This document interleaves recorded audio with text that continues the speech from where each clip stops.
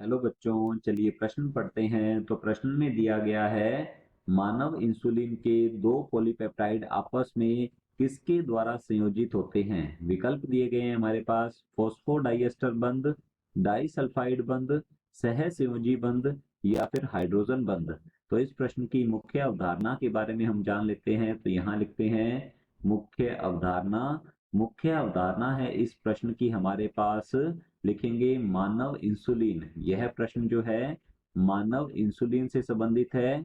मानव insulin जो है इसका निर्माण करती है एक ग्रंथि जिसका नाम है अग्नाशय। तो लिखते हैं अग्नाशय द्वारा मानव इंसुलिन का निर्माण किया जाता है और यह एक होता है पेप्टाइडल हार्मोन। तो लिखते हैं यह एक प्रोटीन हार्मोन है, पेप्टाइडल हार्मोन होता है।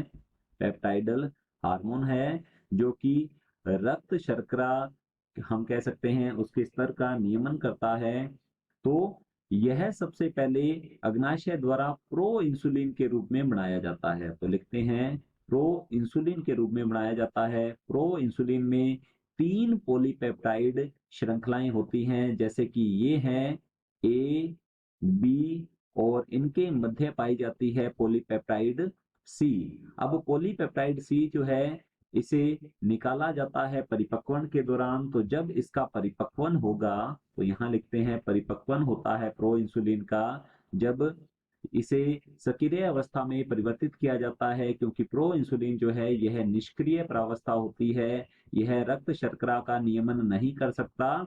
तो जब इसका परिपक्वन किया जाता है तो परिपक्व इंसुलिन का निर्माण होता है। तो यहाँ लिखेंगे परिपक्व इंसुलिन का निर्माण होता है और परिपक्व इंसुलिन में केवल और केवल 2 पॉलीपेप्टाइड श्रृंखलाएं होती हैं और इनके मध्य ये होती हैं ए और बी, और सी को कर दिया जाता है अलग, पॉलीपेप्टाइड सी को अलग कर दिया जाता है।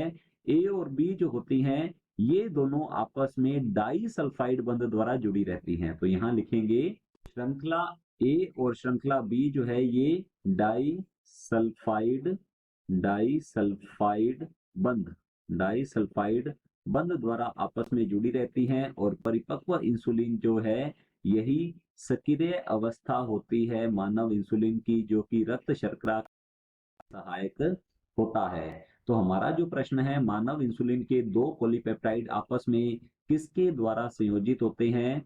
मानव इंसुलिन जो है इसके 2 पॉलीपेप्टाइड ए और बी आपस में डाई सल्फाइड बंध द्वारा संयोजित होते हैं। तो चलिए देखते हैं विकल्प को। विकल्प ए दिया गया है फॉस्फोडाइएस्टर बंध। तो फॉस्फोडाइएस्टर बंध जो है यह 2 न्यूक्लियोटाइड के मध्य पाया जाता है। तो हमारा विकल्प ए गलत होगा। बी विकल्प दिया गया है डाइसल्फाइड बंध।